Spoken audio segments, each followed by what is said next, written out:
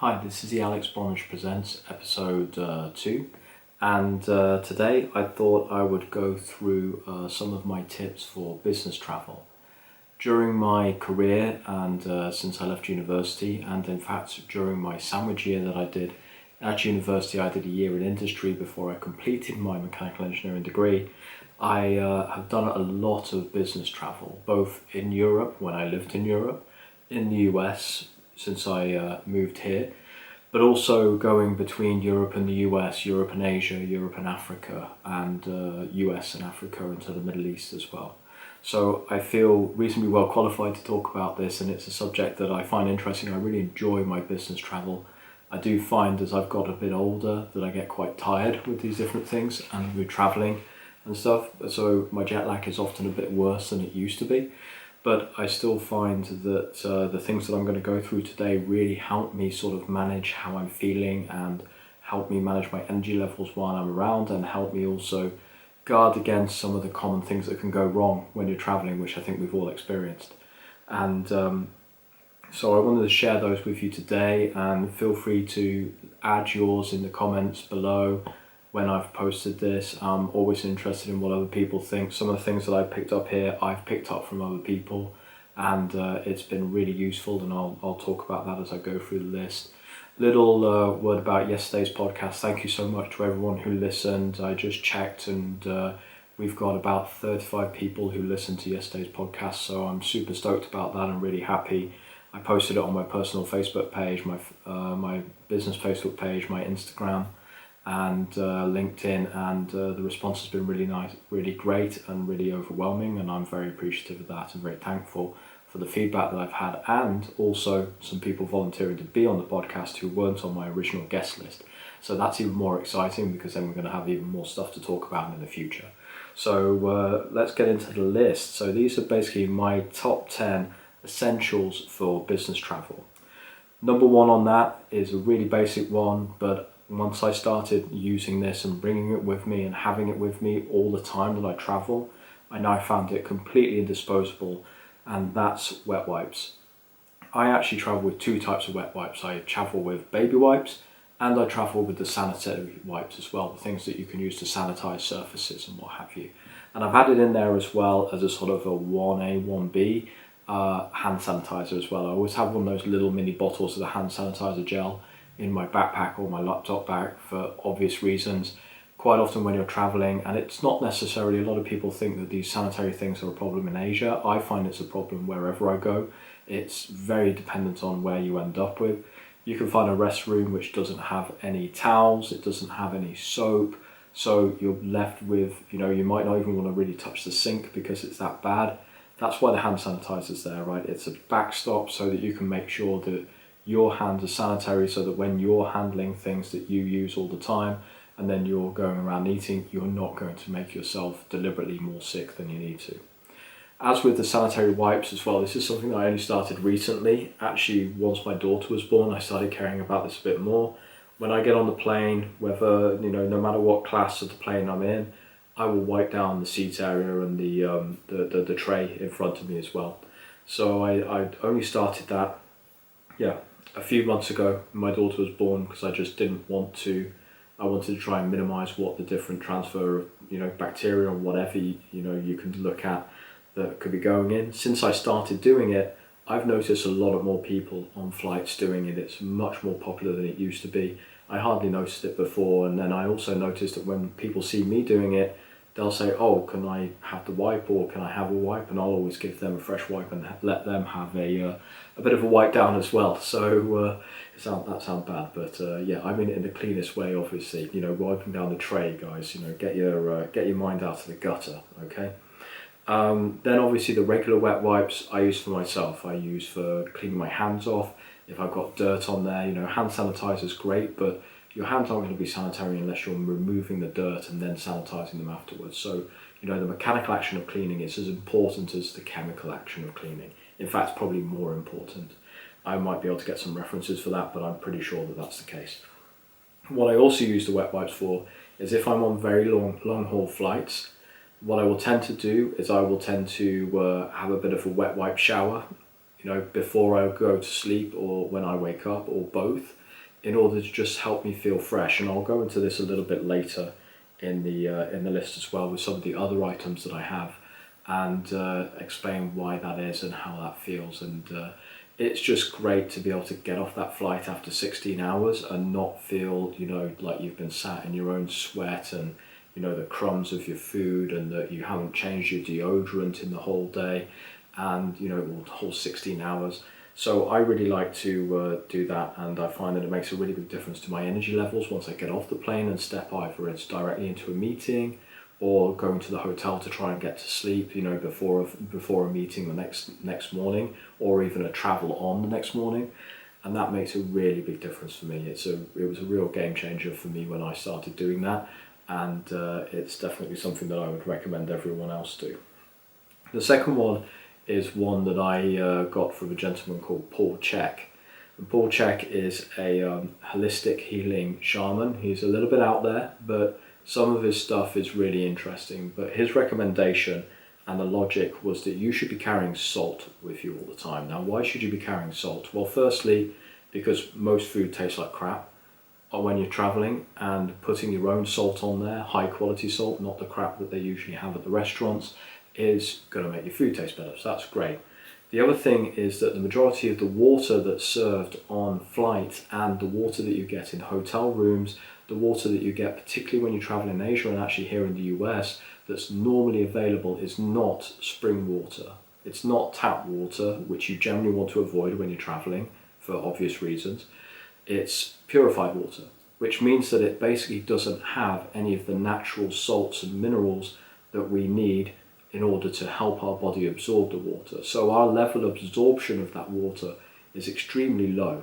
I was listening to another podcast the other day, in fact the Gary Vee podcast, and he had the CEO of a company called Liquid IV on, and that's something that I'm planning on trying. I don't use it myself right now. I actually literally carry around a little Ziploc. I should have brought it here, of Himalayan sea salt, and every time I get a bottle of water or a glass of water when I'm on the flight, I literally take the smallest pinch and I put it in.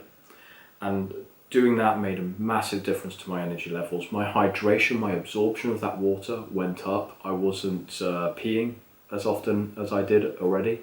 And on the podcast, the CEO of Liquid IV mentioned that if we're drinking purified water, we can be absorbing less than a third of that bottle of water into our bodies. With some sort of mineral assistance and mineralization of the water, we can increase that to almost the whole entire bottle that we get. So obviously then, if we're actually taking in water and it's all coming out again, or most of it's coming out again, that's actually dehydrating us rather than hydrating us. And that's not what we want. We know that being on a plane is going to dehydrate us even more. And so we want to overhydrate or hyperhydrate. I once read someone use, I don't know whether that's a real word or a real phrase, but it's just, how it is. I really like that. I found it's really important for me, and it makes me feel much better. It's, I think, probably the number one thing on this list that beats jet lag is getting better hydration into you. So that's a really good thing to focus on. Next is a general category. Number 3 is entertainment. Now, entertainment is always important when you're traveling because there can be a lot of downtime. I highly recommend getting noise cancelling headphones. I've used Bose noise cancelling headphones for the past 6 years, and I find them irreplaceable on any flight over 2 hours. I just, I think the reduction in the background noise helps you feel less stressed when you're traveling, and I think it just makes your overall experience, because you can actually hear the movie you're listening to. You don't have to listen to so many people coughing around you. If you want to sleep, I put the earbuds in and then I put my headphones over the top. So I get a double sort of filter of, the noise. And they make a really big difference, and they make the entertainment on the plane actually usable and enjoyable. I find without them, forget it, really. You basically cranking the volume up, hurting your ears, and you're not really hearing anything anyway. I also always carry with me a book, and usually my iPad as well, which has movies, and I usually generally use that for browsing the internet and watching YouTube and stuff while I'm traveling. And that works really well for killing downtime. Now, of course, you could take the ultra productive approach of I only bring my work laptop because I only work. I find that I work best when I have some downtime and I have some time to rest my brain, whether that's going out for a walk or going to the gym or going to the bar for some drinks with some colleagues or whatever it is. I like to get some downtime from work because I feel that that makes me more productive the next day so that my brain is more rested. You may be different, but that's just how it works for me. I also get really bored on flights, so I need a lot of things in order to keep me entertained while I'm there. Number 4, emergency Imodium. Now, if you don't know what Imodium is, it's basically tablets for stopping your diarrhea. I don't think I need to go into much more depth than that. Very recently, in fact on my last business trip to Asia, I needed a lot of Imodium. I didn't have enough. It was a problem. Make sure you have plenty of Imodium. Number 5, spare phone charger. My phone charger at the moment is in New Jersey. I'm sat in Texas. I have a spare phone charger. It's not a problem therefore. I always travel with 2 phone chargers and 2 phone cables, and sometimes even 3 because of my iPad. And so therefore I always leave these things in hotels. Always leave them in hotels. I don't know how many I've lost over the years, how many I've left plugged in or in the office or in the hotel room and just forgotten to pick it up. But I get through probably 3 or 4 a year and I need to go out and keep buying them. So I always carry a spare with me because if you run out of that at some point during your trip, if you're changing around hotels or you're moving around a lot or offices, then you could be screwed for the rest of your trip. And you're going to have to go out and you're going to have to buy one. It weighs nothing, it costs relatively little to have one in your bag. So I always carry a spare one with me. It's really important and it's a real essential. The other one is another thing that I got from Paul Chek, and that is oregano oil.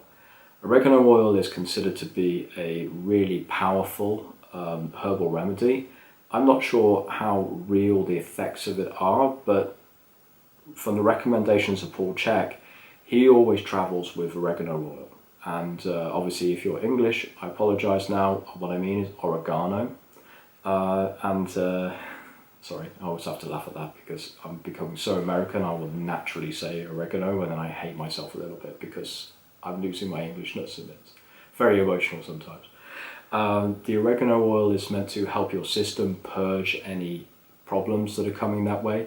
So maybe if you're picking up a little bit of a cold or a little bit of a stomach bug, the oregano oil is meant to help your system actually purge that more quickly. Now I have no idea of the science or pseudoscience behind this. I did read an article online from Paul Chek about this and I decided it sounded legitimate enough that I now carry some of it with me. I've used it on a couple of occasions and I have to say I'm not sure whether it's scientific, but I feel like it has helped me avoid going into having a full-blown cold that I've caught while I'm traveling, and so I rely on it quite a bit just to help me out, and maybe it's just an immune system booster, maybe it's bullshit, I don't know. So, but I do carry that around with me. Then we're on to number 7, and this links back up to the wet wipes in number 1. I know you were waiting for this, and I know it's very exciting for you all to hear about this. I always bring a change of clothes with me on overnight flights, and I bring my toothbrush and my deodorant with me. So once I've had my meal, and then it's really the time that I should try to be going to sleep, if I'm feeling asleep, and then I can talk about that maybe a bit after this, if I'm feeling really sleepy, then what I'll do is I will go have a wet wipe shower, brush my teeth, put new deodorant on, and I will change my clothes, usually into sweatpants or shorts and a t-shirt, something that's very comfortable, something that's natural material and loose fitting, and then that's what I will sleep in. Another tip to go along with that, don't ever walk barefooted around in a plane, don't ever walk in your socks, that's disgusting. Wear your shoes or take a pair of plain shoes with you that the end burn afterwards. Just do that. So that's what I like to do. I like to have a nice clean set, and then I will change back before the flight is coming into land. That way the clothes that I'm traveling in or arrived at the airport in and started the flight in, they don't stink, they don't smell, they're not so crumpled, they're much fresher for me to go straight out in. Also, I usually sleep better because I'm actually in more comfortable clothes and potentially warmer or cooler depending on what the flight is. Usually when you're going to a hot place, they'll run the AC, not so much, and so you'll find the plane will be a little bit warmer. If you're going to a cold place, they'll run it a bit colder. So usually if I'm traveling to Europe, I will wear sweatpants. If I'm traveling to Asia, I will take, sweatshorts. So that's how I do that. Number 8, power extension cord. For some reason, for how amazing and modern all of these hotel brands are, they're absolutely useless at putting power cables and power sockets into their rooms. The number of times I've turned up at a 4 or 5 star hotel that should be perfectly set up with USB plugs or a full setup of power sockets close to the bed, because that's where we all sleep and that's where we all want to plug our phone in, and then the actual phone, the closest power socket has been over the other side of the room or at the desk where they've there got a ray for plugging everything in. I've lost count of it. I think it's absolutely crazy that global brands that are supposed to be customer orientated don't do this more. But to avoid it, I carry around an extension cord. I think it's crazy that I have to do that, but I do, and I find it helps me out a lot, and it's made it good because I use my phone as my alarm when I'm traveling, and in fact I use it as my alarm when I'm at home as well. Number 9 is gym gear. Those who know me will know that I'm not the biggest gym guy in the world. I go through phases where I will go to the gym. Currently I am in a phase where I'm going to the gym, and it's awesome. But I find that going to the gym, particularly after a long flight, helps blow away some of that jet lag and those cobwebs, and helps you sort of get your system back in go. So, going and just, getting in the pool or going on a treadmill, or what I like to do now, which is lift some weights, really helps me, and I find it a very useful part of traveling to help that reset and help that mind, cool off from the travel and everything like that. So gym gear for me is an absolute essential. If you like to go running around cities is fantastic. I've done it all over the world. Some of the most beautiful runs that I've actually been on in my life was when I was on a business trip in Cape Town. Also, I did a fantastic run one morning with a colleague in Bangkok, which was fascinating, going around all the back streets and the sights and some of the maybe less pleasant smells that they have around there. But it was beautiful to then go running through the parks and see everyone out there in the morning doing their Tai Chi. And the same with Hong Kong and Shanghai as well. Both all really good for going out for a morning run. And number 10, the last one, is a thing that you can buy in Sweden, and called Resorb. And Resorb is back to a little bit what we were saying with the Himalayan salt, and that is used in order to help you hydrate your body. However, this is probably for when you've had that business dinner the night before and you're going to bed maybe with a few more drinks than you'd planned to inside you. It happens to all of us. It's happened to me for sure. And the Resorb really helps you with that extra level of hydration and help you be there in order to operate properly in the morning and be up and bright and shiny. No one wants to be the guy in the office with the red eyes and the heavy bags under their eyes, and we don't want to be there. You can avoid doing those drinks, but sometimes with clients it's completely unavoidable that that's the case.